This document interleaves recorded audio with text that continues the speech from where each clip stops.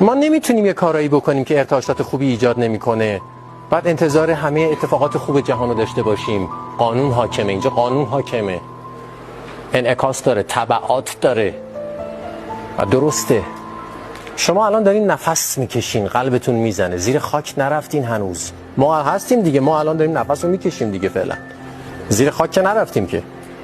فرصت پرشور زیستن هست، چون عاقبت کار جهان نیستی است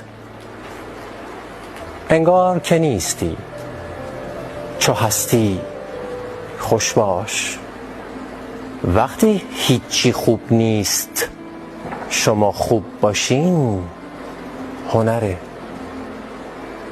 هنر زیبا زیستن. فرد فرزانه نه به سادگی اندوهگین و نه به سادگی هیجان زده می شود. هیچ اتفاقی خیلی براش جالب و هیجان انگیز نیست و هیچ اتفاقی خیلی اندوهگینش نمی کنه. آگاهیش سوار احساساتشه. چه خبر بد بیاد چه خبر خوب بیاد، مهم نیست که بیرون چه خبره، مهم اینه که تو کجایی الان، تو الان کجا مستقر هستی، تو الان در چه وضعیتی از آگاهی هستی، این مهمه.